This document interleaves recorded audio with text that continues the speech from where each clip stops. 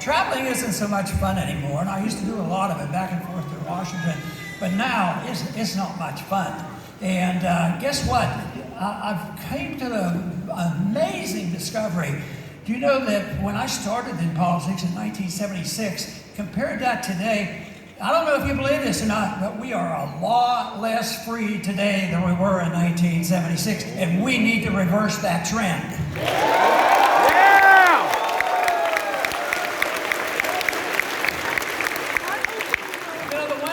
I look for is optimists. Now, I want to get an idea from this group because I imagine some of you are very optimistic and some of you know the exact truth of what's going on and how horrible things are, and you're pessimists. So let me see if I can get an idea of the position of this audience. Are you optimistic?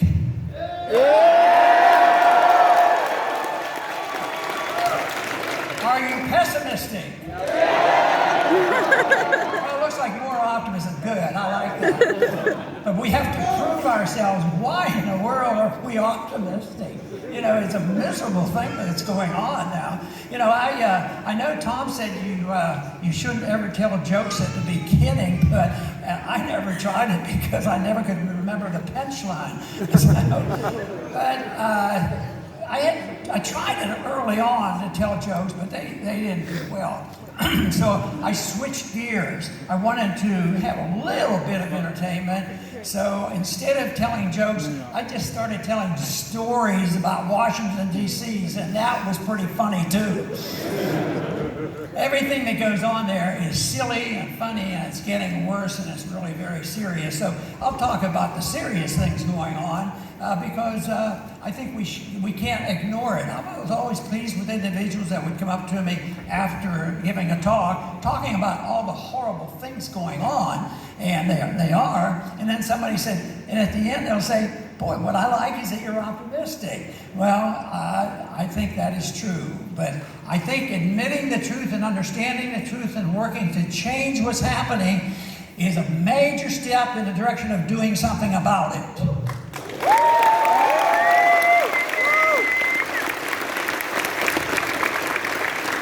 Liberty is the issue. Jeff Frazee came to me when he was still in the congressional office at campaign in 07 and 08. He wanted to start a group for young people. And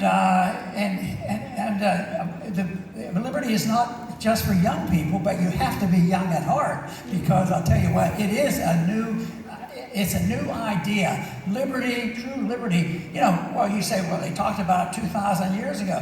But when you think of the Earth being about 4.5 billion years old, it's a pretty new idea of intensifying understanding what personal liberty is all about and where it comes from.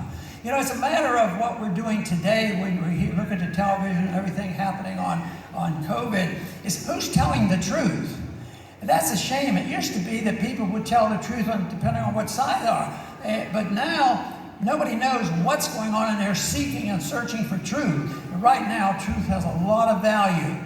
Matter of fact, in all of life, truth has a lot of value. Socially speaking, in our interreactions, our marriages, our families, and everything that we do in our job, it should be truth is what we seek and try to present. And if you're in the political situation, in the political arena, And this is the reason why I always do enjoy coming to YAL meetings and conferences, because I get a lot of encouragement from it, because it gives me more optimism, and that's what we need. But we need an understanding.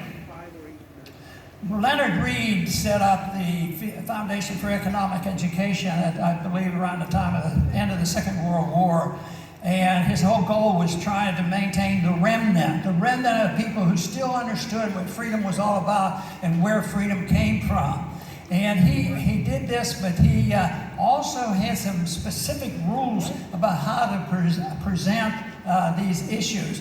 And he wanted to do it in a positive manner. It had to be in smaller groups, and people had to do one thing. The first responsibility for all of us, and I continue to try at least to practice that every single day, and that is search for the truth, find out what, to the best of your ability, what is the truth, and then figure out the best way to present that truth for the purpose of converting people, through persuasion. This persuasion, when you run an empire that you persuade people what to do, whether it's in trade or militarism, if you use the force, that is not persuasion. That's the wrong way to do.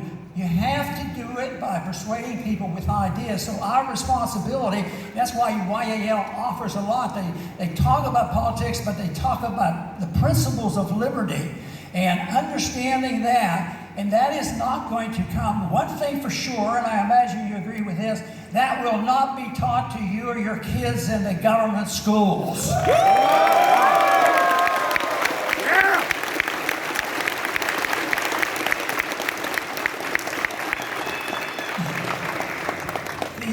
And that effort then has to translate into some action every day. And as a matter of fact, I think I said it since I've been here, because somebody was very much of an activist. They got interested in this issue back in 2007, the first presidential race. But the big thing is so many people would ask me, well, I understand now, I want to do this, what should I do? And my answer for what do you want to do? You all want to do something, but you all can't do the same thing. What you do is whatever you want to do. There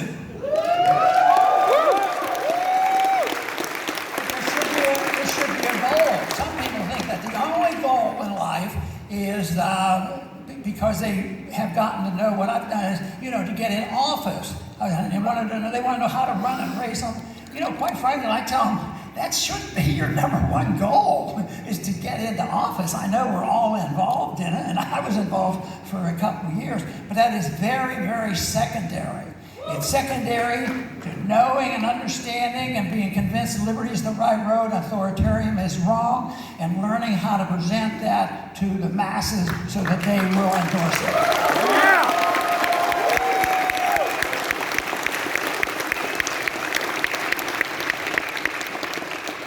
I've never been able to fully understand is why we do such a lousy job.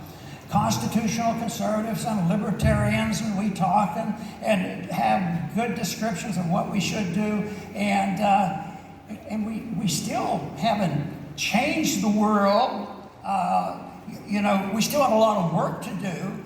And when you think about the principles of liberty, what it has to offer, it offers this basic principle under those conditions of living in a free society. Life and responsibility for life is yours alone. It's not the state. And you have a responsibility to do it, and that would solve a lot of our problems.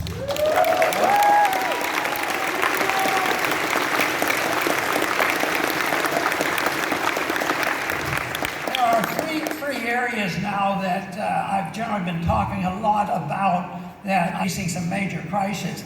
And so I actually knew about what I was doing in the 07-08 presidential race, as well as 11 and 12. And I talked, maybe you're tired of hearing about it, but I used to talk a whole lot about why we should get rid of the Federal Reserve System.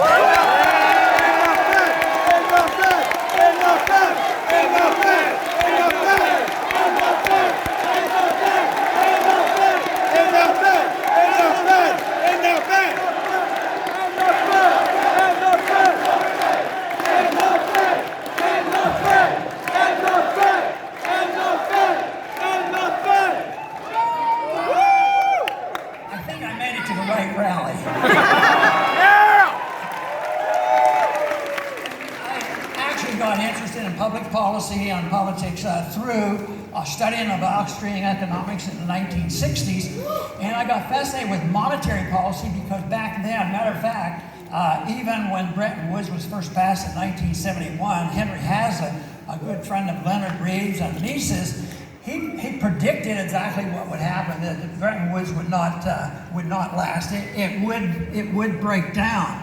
And that's existed now for 50 years, and it fascinated me first to get involved in studying it. I think it started when I was actually a coin collector when I was a paper boy and delivered milk. I'd look at all the coins, and can you believe it? I bet you there's some people who don't even remember when there was actually silver in the coins. But of course, even when I was young, we didn't have gold in the coins. Matter of fact, from 1932 all the way up to 1975, it was the illegal gold in this country. In the land of freedom, the home of the brave, you better not own gold.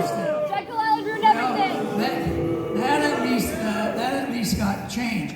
But but the silver disappeared. I never thought I'd see the day, or I never anticipated the day when we would go off the copper standard. Nobody ever knew we were on the copper standard, but in the early 1980s, we couldn't even afford to put copper in our pennies, so they started making them out of zinc or something else. So it shows the destruction, and this is what Austrian economics taught me and got me fascinated with, and I started speaking out. Matter of fact, it was the day after Nixon gave his speech on August 15, 1971. I had joined I was new in a medical practice, but I did join the Chamber of Commerce, and they had a legislative committee.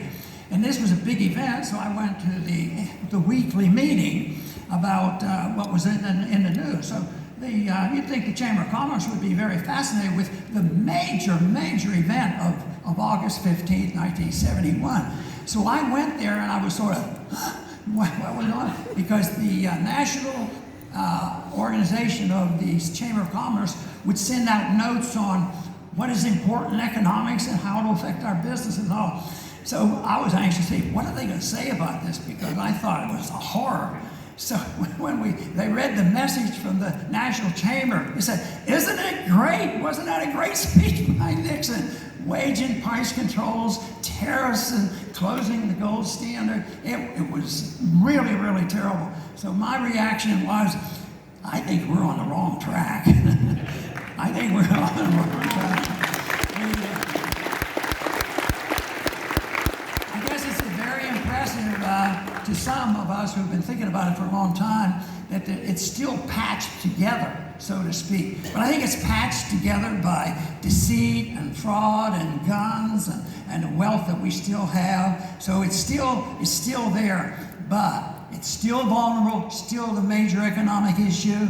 It's been carried through all these decades with just a sham. It's just a mystical thing that we could ever use fiat. Fiat's been around since Roman times, throughout all of history. There's always cheating. First thing that governments do when they get powers is they take over the money, and they don't like competition at all. And that's why first thing that FDR did was take the gold from the people and prevent the people from owning it. So when these things came about, I got fascinated with the events and the monetary system. So I told my wife, Carol, I said to her, I'm going to run for Congress. And she said, "What in the world would you want to do that for?" Because I had never talked about politics. And so I tried to explain it to her. And I said, "Well, I heard his speech last night. It's dreadful." And I said, "I want to talk about it. Nobody else is talking about it." And she said, "No." She says, "That could be dangerous." I said, "Wow, nobody was, there wasn't as much danger to being a politician back then." I said, "How could it be dangerous?" I said, "All I'm going to do is be talking about this." And her answer was, "The problem is going to be, you're going to tell them the truth, and they're going to elect you, and that's not a very good idea." So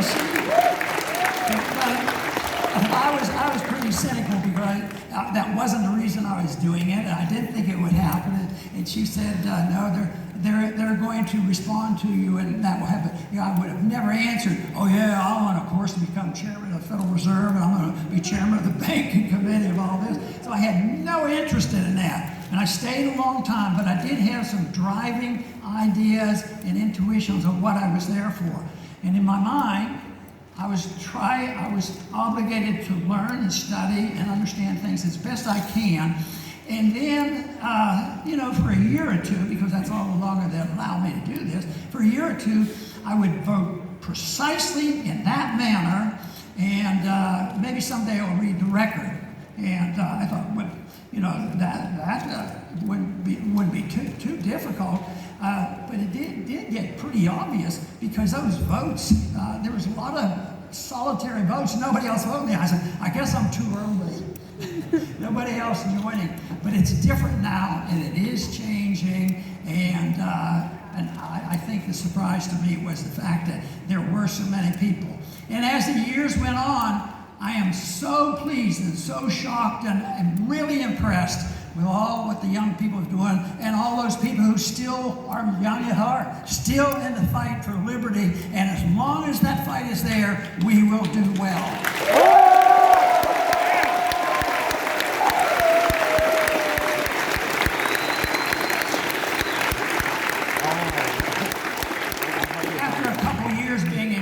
I sort of drifted over to an intense interest in foreign policy and the issue of war, because I wrote a little pamphlet on that war issue, because I do remember World War II, I remember Korea and Vietnam. I was drafted in the 60s. I saw a lot of terrible things from war indirectly. I never had to go to Vietnam or anything like that. But it finally dawned on me when you look at the Constitution. Not only are they unconstitutional when they were dealing with the money, they were actually unconstitutional on how we go to war. It's just some president signs a thing, an executive order. Matter of fact, the first time Truman didn't even do that. He just took a resolution from the United Nations and sent us to war. That's serious stuff. It's still going on. And it shouldn't be that difficult. A lot of people ask me, well, what are you going to do? Well, this is major.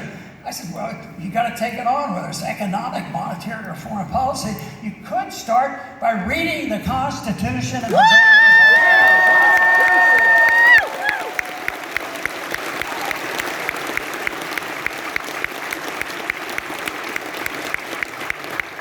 also incorporated in that, when studying the issue of war and foreign policy, and why was it that we had the empire, and why we have changed from one time believing in free trade, that we have shifted over in these last several years into being the protectionists of the world and having these fiat currencies, which is very detrimental to trade policies, and it further distorts the distribution of wealth internationally as well as domestically. And that, of course, is a big issue. And it's, I think, one of the major domestic economic issues right now is the discrepancy between wealth distribution between the very rich and the very poor, and the middle class who are getting very poor. And the thing that bothers me most on this is the opposition to our position they have grabbed the moral high ground, and they say it's all wrong. It's all a result of those free enterprisers, you know, and limited government people. That's why this distortion. It isn't. It's a result of government intervention, fiat money, and a lot of criminals who run our government, and government is not in control.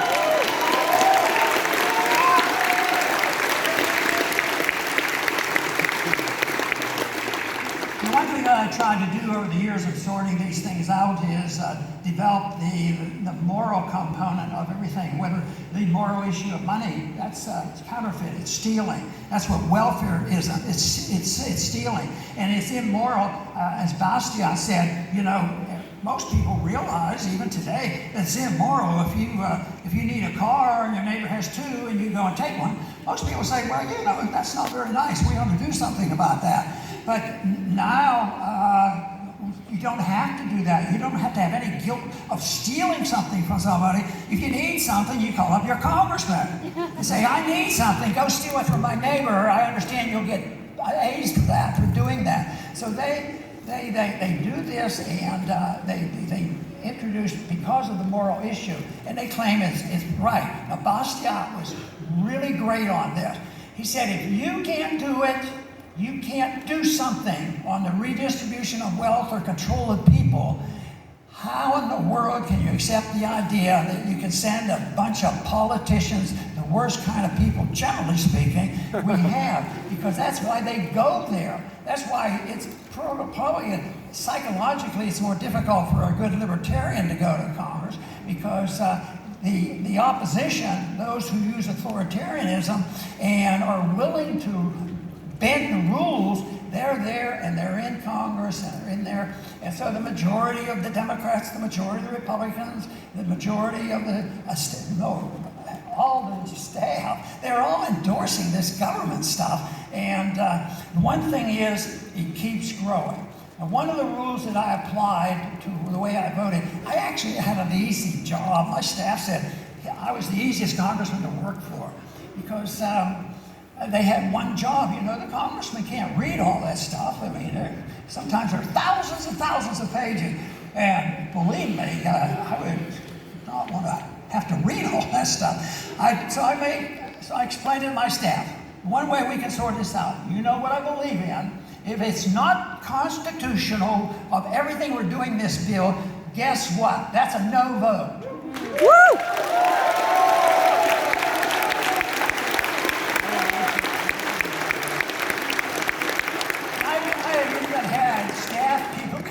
Other staffers come to them and they say, you know, you guys have such an easy job. We have to read the whole thing and find out which special interest groups get the benefits and which ones are getting shortchanged. So it's much easier just to deal with it on the principles of the right or wrong about it. And if you take seriously the Constitution, it isn't that difficult. Which means, why are we continuing to do this? Well, there's a lot of reasons for that. But, you know, we have the monetary issue, we have the foreign policy, it's ever expanding, and government is ever growing, liberties are being diminished. But there's an issue that has popped up now that is working real hard to be number one on the list of concerns we have, and that is vaccine passports, a serious thing that we must stop. That whole principle, you know, we've made fun, Americans have made fun for years. Oh, back then, they had to show their papers just to do anything they wanted.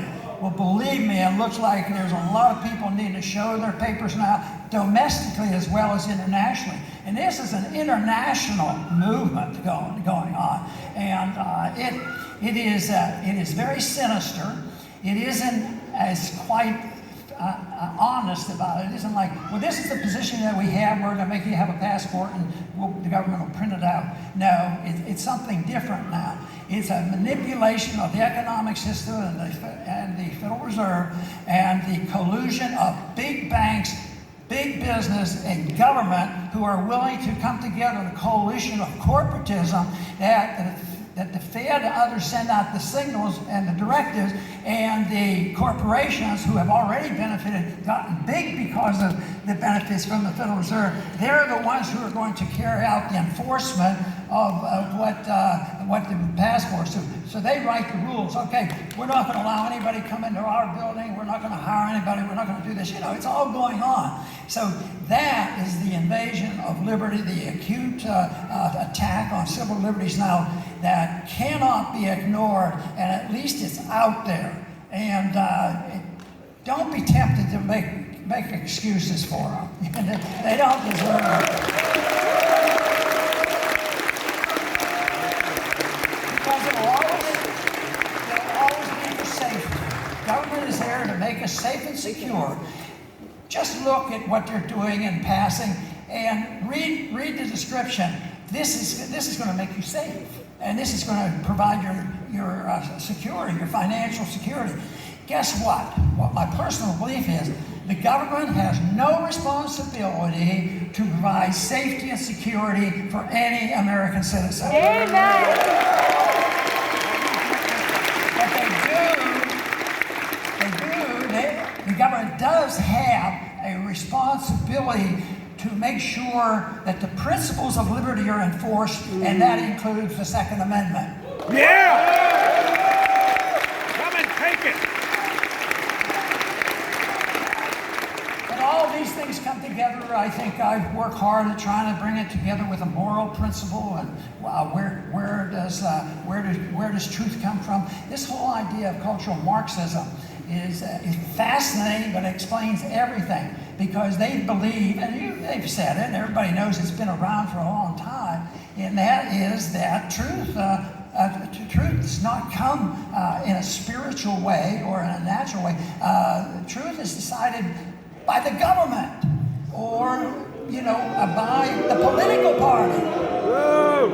And it's arbitrary and it's wrong and it's growing, it's accepted, but it's always couched in good terms. We want to take care of you. We want to take care of the poor people. Yeah, they're doing a really great job if you look at how inflation helps the poor people, So we have to develop our arguments on a moral principle, and then the economic chaos it causes as a pragmatic matter, and then also getting a lot of young people inspired to say, this is a fight worth fighting, and I do talk about that in the intellectual sense, because the intellectual fight is to produce thousands and thousands of young people who will spread the message of liberty and get the government out of our wallets and off our back.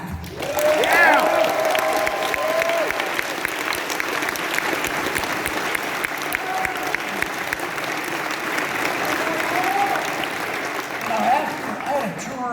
Congress, it was 4 terms, wasn't full for 4 terms. But anyway, I had no intention of going. I didn't have an intention of staying. And that came in about 1984. I decided I'm going back to my medical practice. I went back, and it was a smooth transition back there. And I did that for 12 more years until somebody said something that upset me, like, the government's getting bigger. You didn't do your job yet.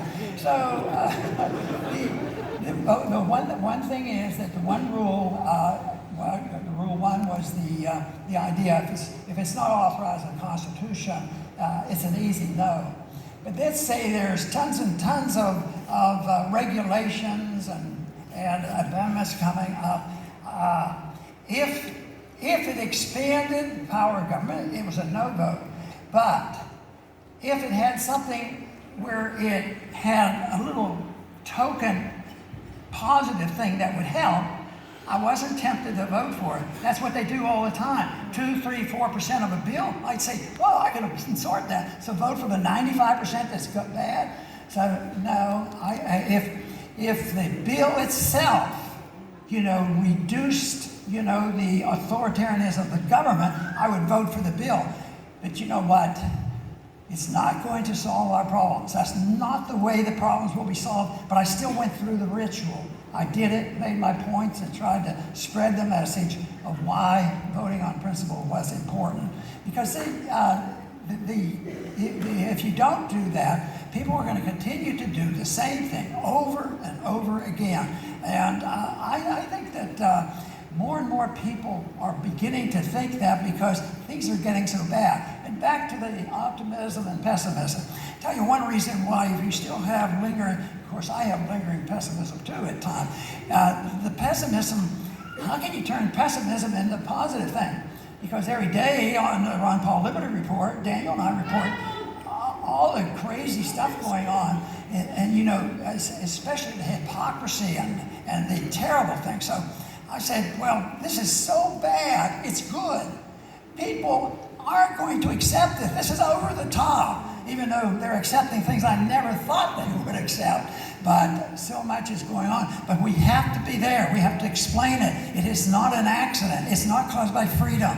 It's caused by authoritarianism. The answer comes from voluntarism. It comes from a voluntary society. It comes from a society that endorses the moral principle of non-aggression. You have no right to lie, cheat, steal, or kill. And that would go a long way. Just think, you'd only have, if the world is going to be a better place, the individual only has to deal with oneself. Because if everybody took that little rule and applied it to themselves, the world would be a lot more peaceful. Obviously, that's not going to occur. But the one thing for sure, I think political activity is good. I think we should stay involved, get right people there for the right reason. But it's not going to change things. We're not going to, if we keep doing this, and I know a lot of you work on getting better people there, and you should, because they are a voice. They have to be a voice for it. But it's not, Congress is not going to get a 51% and start voting the right way. They can't even cut 5 cents out of the budget without, a hysterical reaction. They won't cut anything because of the economic power of the situation we have now.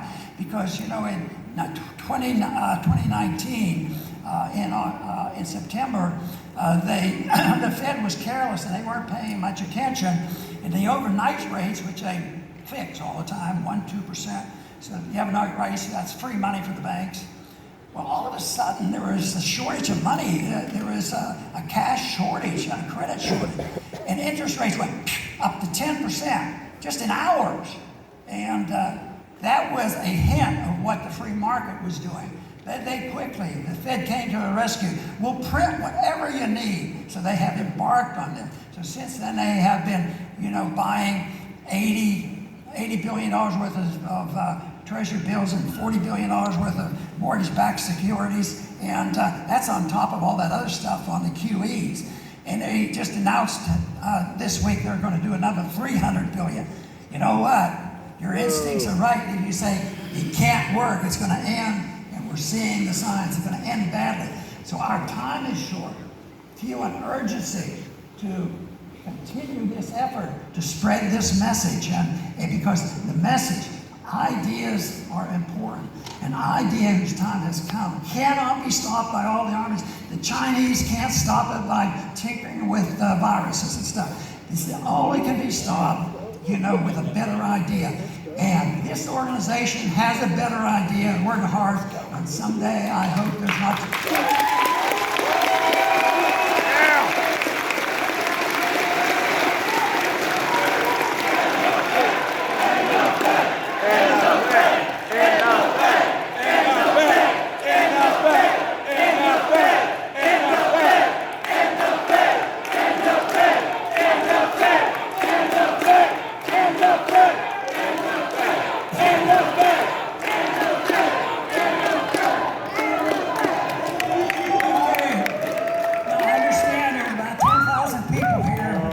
Job. 10,000 is a very good number.